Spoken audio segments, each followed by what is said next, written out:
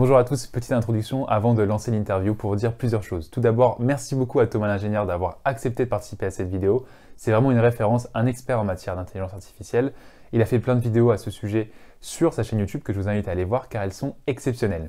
Deuxième point, aujourd'hui on va répondre à la question, est-ce que l'intelligence artificielle va nous remplacer? Quand je dis nous, je parle nous en tant qu'analyste financier. Thomas va également nous donner des conseils pratiques sur l'utilisation de l'intelligence artificielle dans le cadre de métiers financiers, quelles intelligences artificielles il faut utiliser, quels conseils il peut nous donner sur l'utilisation de celle-ci. Et on terminera cette vidéo par justement donner un peu notre utilisation de l'IA et en quoi on peut l'améliorer et je donnerai mon exemple personnel, disons. Donc voilà, cette vidéo va vraiment être riche en valeur, je vous conseille de la regarder dans son intégralité. Et le dernier point que je voulais vous dire, c'est je m'excuse pour la qualité de mon micro qui n'est pas exceptionnelle, mais normalement ça ne devrait pas impacter la qualité globale de cette vidéo, dans la mesure où Thomas parle environ 90% du temps. Donc voilà, sur ces belles paroles, je vous souhaite une excellente vidéo et je vous laisse avec l'interview. Bonjour Thomas, merci beaucoup de m'avoir rejoint pour cette vidéo. J'espère que tu vas bien. Très bien, très bien. Merci pour l'invitation. C'est toujours un plaisir. Écoute, aujourd'hui, comme ce que je t'ai dit par message, on va parler d'intelligence artificielle et plus précisément comment justement utiliser l'intelligence artificielle pour être plus productif dans son travail, notamment en finance. Et pour la petite histoire, en fait, il y a une personne, je mettrai le commentaire quelque part au montage, il y a une personne qui m'a contacté et qui me dit Hugues, comment est-ce que tu vois l'intelligence artificielle? Est-ce que tu le vois comme une menace? Est-ce que ça va remplacer notre métier de financier? Et je lui ai dit que non, je voyais plutôt ça comme un outil qui augmentait notre productivité. Et je voulais avoir l'avis d'un professionnel sur l'intelligence artificielle, d'une référence du YouTube Game dessus, et raison pour laquelle je t'ai invité Thomas aujourd'hui. Donc merci beaucoup d'avoir accepté mon invitation. Et on va commencer directement justement sur toi. Est-ce que tu peux répondre à ce commentaire-là sur ton avis sur l'intelligence artificielle? Globalement, on ira un peu plus dans le détail par la suite. Est-ce que tu penses que ça va remplacer beaucoup de métiers? Comment est-ce que toi tu utilises? Bref, voilà, et tout ton avis global pour le moment. Ouais, la- Mon avis en une phrase, c'est oui, l'intelligence artificielle va causer beaucoup de gens à perdre leur job. Ok. Alors, je vais nuancer, parce que c'est pas noir ou blanc et l'intelligence artificielle va prendre ton job. C'est un peu plus compliqué que ça. C'est les personnes qui utilisent bien l'intelligence artificielle vont récupérer beaucoup plus de jobs, beaucoup plus de revenus et d'argent, monopoliser les bons jobs, et tous ceux qui l'utilisent pas risquent d'être soit dans du travail répétitif, manuel, non intéressant, ou juste perdre leur job. Ok. Et notamment dans le milieu de la finance, où c'est un milieu très intellectuel, où il y a beaucoup de choses où il s'agit de faire des synthèses d'informations, d'aller trouver des insights, d'aller récupérer de la donnée, d'aller chercher, d'être un peu proactif, mais aussi de faire des synthèses, des présentations à des clients, etc. Là, il y a une énorme utilisation possible de l'intelligence artificielle, et on va sûrement y revenir. Et donc, ceux qui utilisent l'intelligence artificielle qui existe déjà, ne serait-ce qu'avec le fameux ChatGPT et les petites GPTs qui permettent d'avoir maintenant, vont avoir un avantage incroyable. Et c'est sans compter les intelligences artificielles spécifiques liées à PowerPoint et Excel qui vont arriver bientôt. Ok. Écoute, un bon petit teasing justement sur tous les sujets dont on va parler dans cette vidéo et très intéressant d'avoir ce point de vue-là. Et donc, pour toi, quels éléments vois-tu de l'intelligence artificielle qui peuvent aider, voire remplacer certains jobs? Donc, tu as commencé à en parler un peu sur des slides, mais est-ce que tu as des exemples peut-être un peu plus concrets? Donc, par exemple, je dis n'importe quoi, telle intelligence artificielle peut nous aider dans la construction dans la recherche de telle information. Enfin voilà, est-ce que t'as des éléments que tu peux nous citer un peu que tu vois l'intelligence artificielle remplacer l'humain sur Je peux don- cette étape-là? Bien sûr, je peux donner un exemple qui m'est arrivé hier, pas plus tard qu'hier, comme ça. Et c'est un exemple que tout le monde peut avoir dans n'importe quel job où il faut écrire des emails. Ok. Il arrive des moments où tu reçois des emails qui sont désagréables. Peut-être tu t'imagines un mec, tu as un collègue que tu n'aimes pas forcément, ou un client qui est hyper exigeant et qui n'est pas content de ce que tu as fait. Il n'aime pas ta présentation ou tu as été en retard et il n'a pas aimé, et t'envoie un mail un peu rageux. Même poliment, hein, de façon corporate, en mode nous n'avons pas reçu votre délivrable, etc., etc. Et là, il faut répondre. Et ces réponses à ces emails, c'est toujours hyper tendu. Il faut prendre 20-30 minutes pour écrire l'email parce qu'il faut qu'il soit bien dit. Il faut que tu acceptes le fait que tu aies fait une erreur, peut-être, mais pas trop, parce que sinon tu vas laisser le pouvoir, tu vas te montrer comme étant un incapable ou autre. Donc tu as peur un peu ce complexe de l'imposteur, tout en ayant, il faut que tu reconnaisses tes torts et que tu avances. Ça, c'est long à écrire. Tu vois. Et c'est super lourd, c'est drainant. En plus, tu as l'énergie négative, donc ça peut t'impacter émotionnellement. J'ai eu ça qui s'est passé récemment dans le cadre professionnel. Bah, au lieu de. Enfin, j'ai écrit un premier mail qui n'était pas bon, donc je l'ai mis dans le brouillon et tout, et je me suis dit, bon, ça. Mais tiens, je vais juste faire une intelligence artificielle personnalisée qui va m'aider là-dessus. Et j'ai pris ChatGPT qui permet de faire des GPTs, c'est-à-dire la version payante permet de configurer ses propres IA. Et donc, j'ai créé Ok. une IA qui est une IA de réponse calme et bienveillante. qui maintenant, je lui donne l'email qu'on m'a envoyé et elle me répond directement en 10 secondes un email qui suit une structure de de-escalation, donc de, comment on dit en français, d'apaisement en 6 Ouais. étapes, de reconnaissance du tort, machin, machin, tout en étant politiquement correct et tout ce qu'il faut. Et elle me fait ça en 10 secondes. Et après, je lui demande de changer deux, trois trucs et ça me le fait. Et résultat, au lieu de. J'ai passé une demi-heure à faire l'IA, mais l'email que je vais écrire, qui m'aurait pris une demi-heure, une heure et qui en plus était chargé émotionnellement, vraiment, j'ai eu un email qui était même meilleur que ce que j'aurais pu faire. Alors, je l'ai changé un peu, bien sûr, ce qu'il faut toujours faire, mais je l'ai eu en 20 secondes. Ouais. Et cette différence, c'est que maintenant, dans ma vie, tous les emails agressifs que je vais recevoir et les emails difficiles, plus jamais je vais écrire un brouillon en premier. Je vais le passer à l'intelligence artificielle qui va me faire un brouillon et je sais ce que je veux dire derrière, donc je vais l'améliorer bien sûr. Mais cette différence de temps, de passer une demi-heure, en plus, tu as un peu, tu peux peut-être rentrer, en parler à tes amis, à ta femme Ouais. ou à ton mari, tu sais, où tu veux quand même un peu extérioriser les choses difficiles qui se passent au travail. Bah là, j'ai une assistante personnelle, intelligence artificielle, qui m'aide et qui va le faire pour moi. Et c'est un exemple qui peut s'appliquer, bien entendu, à la finance, mais aussi au conseil, dans tous les boulots où c'est un peu difficile. Et ça a l'air de rien, mais quand tu fais ce genre de changement sur les emails que tu écris, sur récemment, j'avais des invoices à faire avec une compagnie qui ne me payait pas, bah, j'ai une intelligence artificielle qui s'appelle Eva et qui maintenant, elle s'occupe d'écrire mes emails pour moi. Et pareil, c'est via ChatGPT. Et elle écrit les emails et elle se présente. Elle dit, je suis Junia qui travaille pour Thomas.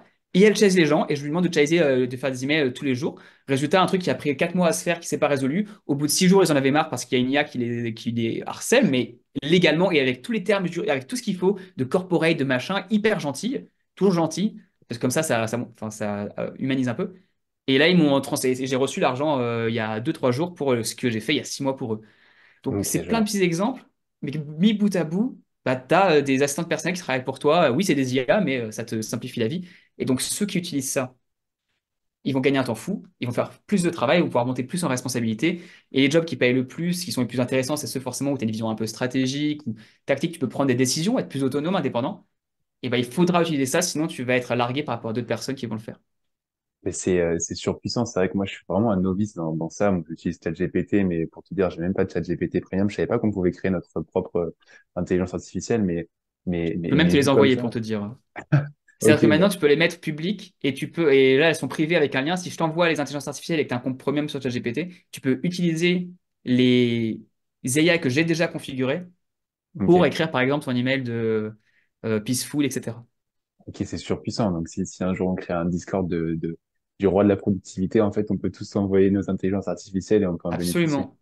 Et Ok, puis c'est, même mieux que les envoyer, c'est que vous pouvez limite en avoir une, enfin, une par fonction et, et ensemble, vous construisez la meilleure en la fine-tunant au fur et à mesure. Et c'est ça que tout le monde utilise derrière.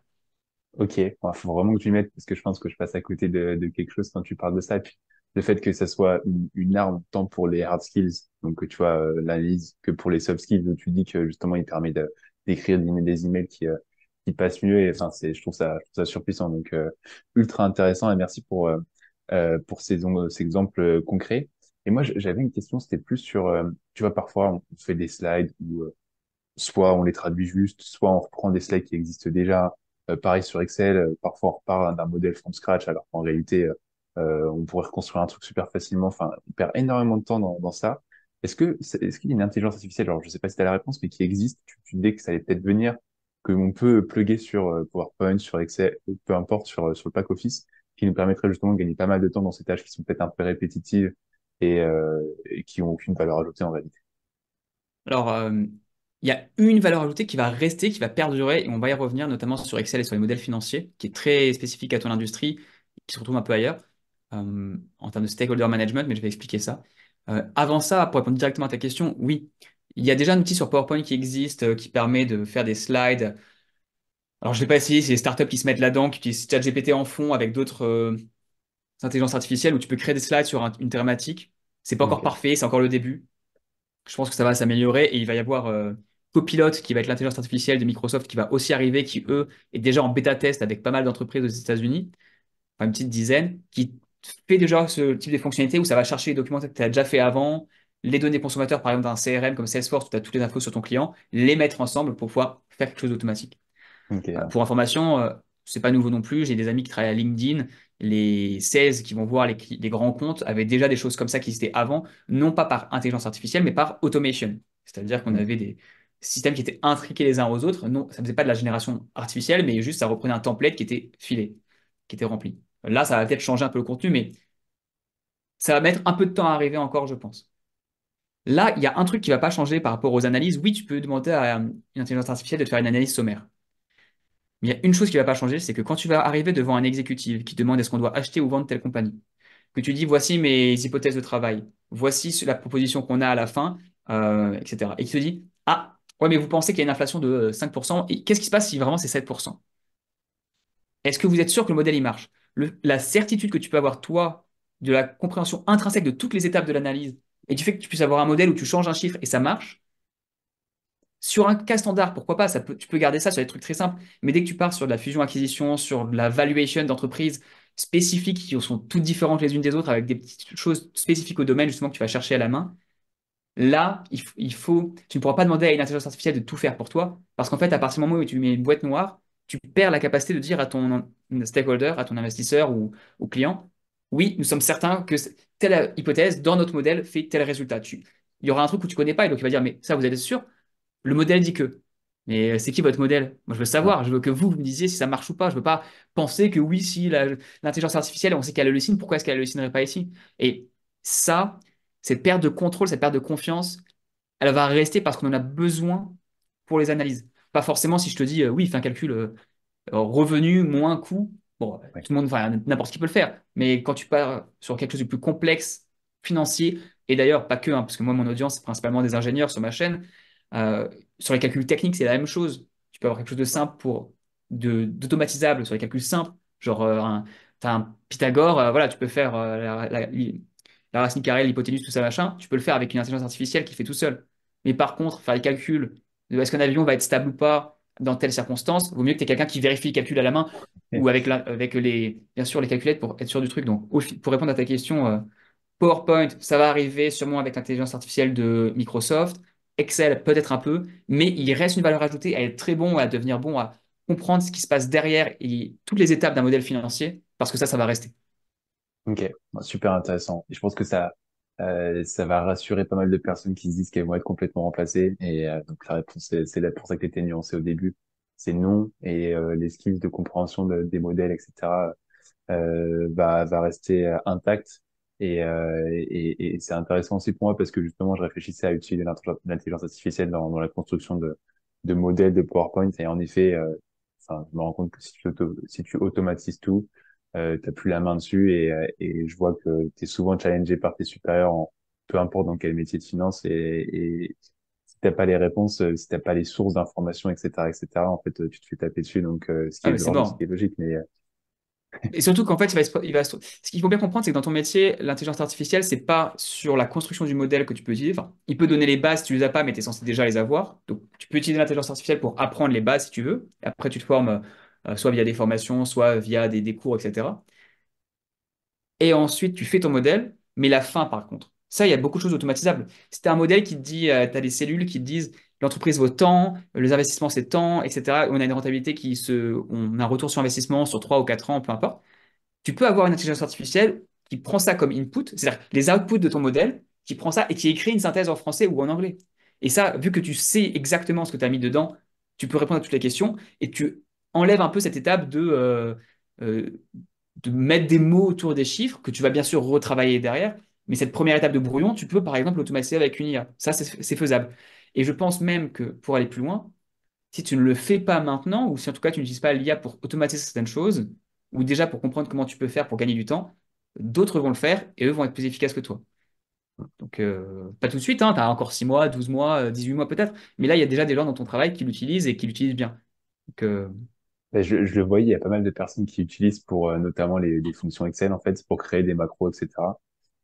Par contre, je trouve que il y a encore trop peu de personnes, à mon goût, qui utilisent justement l'intelligence artificielle dans tout ce que tu viens de mentionner au-dessus. Donc, je pense que c'est pas encore trop tard, mais qu'en effet, peut-être dans des structures un peu plus grosses, les personnes vont s'y mettre. Mais super intéressant et ça, c'est vraiment un peu une source de motivation pour moi, en l'occurrence, pour m'y mettre. Et je pense pour pas mal de personnes qui nous regardent, pour se dire, OK, il faut prendre la vague maintenant, sinon après, ça sera un petit peu trop tard.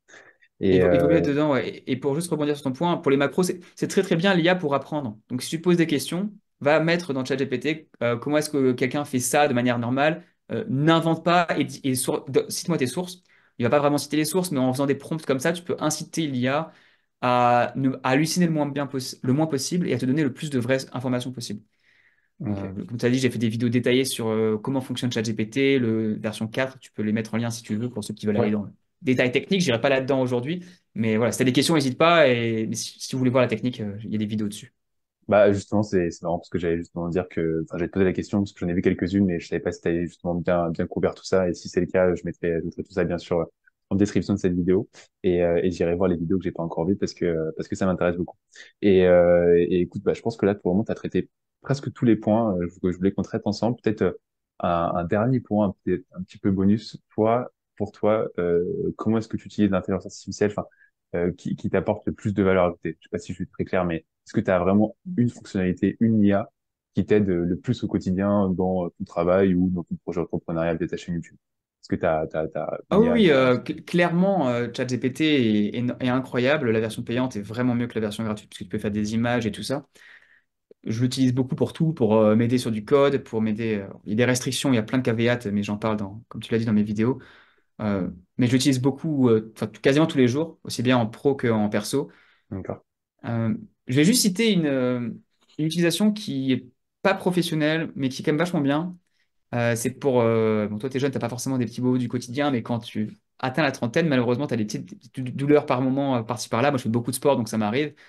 Et pour toutes les choses super simples, euh, avoir un docteur, j'ai fait un bot, une intelligence artificielle docteur, juste pour les choses classiques qui me donne, quand tu as un symptôme, il te donne les causes potentielles par ordre de probabilité. Donc, ce qui a le plus de probabilité d'être en premier et par ordre décroissant. Et à chaque fois, ce qu'il faut faire comme traitement classique et comme temps de recovery. Et bien entendu, c'est pas un docteur, il faut aller voir quelqu'un, c'est un gros Ouais. problème. Attention, gros disclaimer. Mais quand il a juste besoin, par exemple, je vais faire de l'escalade récemment, je m'y suis mis et je me suis fait un peu mal au tendon a priori. Bon, bah, j'ai vu ce que c'était une toute petite douleur, je lui demande ce que c'est. Il me dit, bah, probablement une inflammation. Tu prends de l'ibuprofène, tu en prends, je sais pas, 3 jours à temps de comprimé, la dose la plus standard possible. Bah, au moins, t'as pas à aller faire un rendez-vous avec le Ouais, je vois. généraliste qui va te dire ça. Tu vas pas sur des forums qui vont te dire que tu as le cancer. Alors que tu as juste une petite douleur. Et après, bon, ça passe pas, tu vas voir un vrai docteur, mais tu vois ce que je veux dire. Et ce genre de petite utilisation, avoir un petit professeur de VBA, avoir un petit docteur généraliste qui te donne l'information de base plutôt que d'aller chercher sur Google et d'avoir plein de pubs qui se mettent partout, je Ouais. trouve que c'est un gain de temps et un gain d'efficacité qui est énorme. Et j'incite toute personne qui n'utilise pas du tout ChatGPT à l'avoir genre toujours ouvert sur le côté de son écran pour que comme ça, comme réflexe, si à un moment donné, elle va aller sur Google, elle va d'abord sur ChatGPT, même la version gratuite au pire, et elle pose sa question et elle voit ce que ça a comme résultat pour s'habituer à interagir avec cette intelligence artificielle.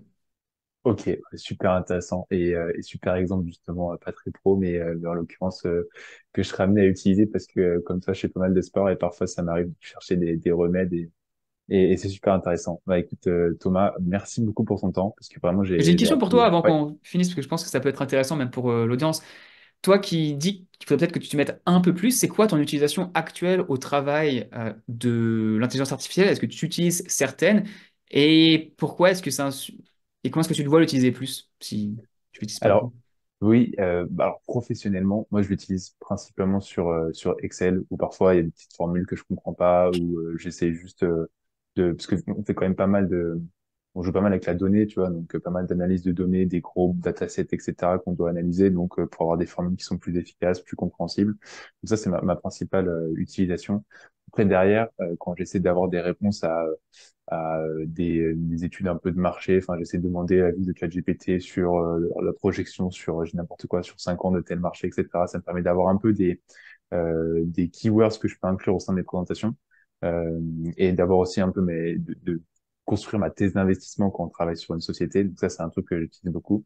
Et après, tu vois, en fait, c'est pour ça que je suis assez limité parce qu'à part ces quelques points-là, je l'utilise pas beaucoup professionnellement. Parfois pour des emails ou quand j'ai la galère à trouver vraiment une forme d'un email une bonne forme, j'utilise ChatGPT, mais ça s'arrête là.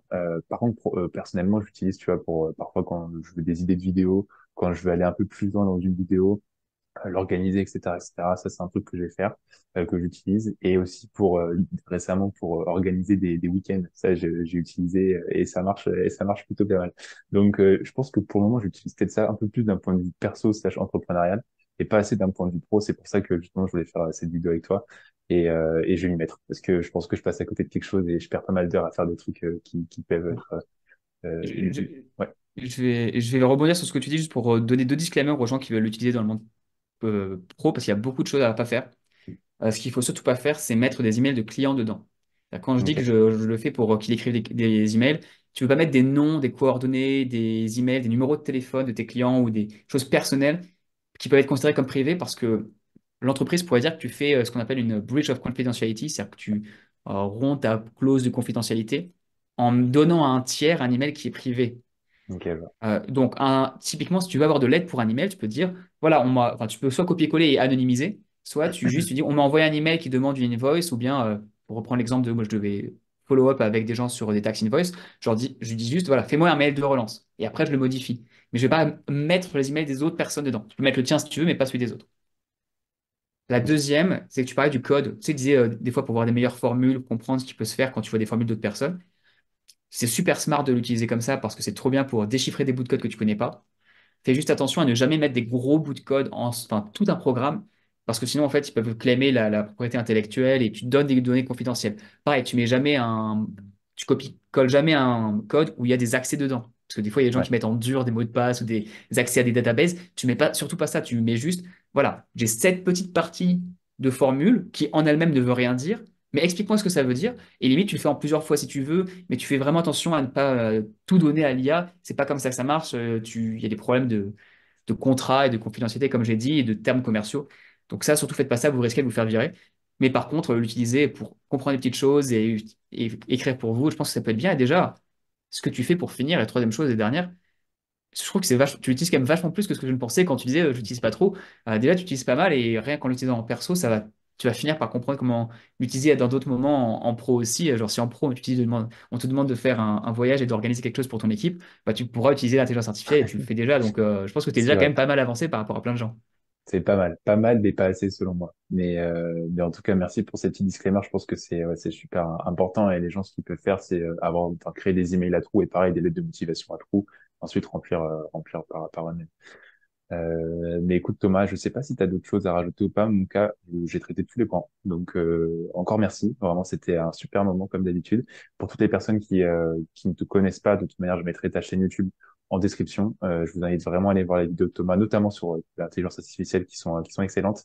Et puis bah voilà, merci. Hein. Je sais pas si t'as un petit mot de fin à dire, mais Bah, merci beaucoup à toi, Hugues. C'est toujours un plaisir de faire ça. Je propose qu'on se retrouve en off et pour tous ceux qui veulent me voir, comme tu l'as dit, chaîne YouTube, sur LinkedIn et puis voilà, principalement YouTube. merci Merci. Thomas.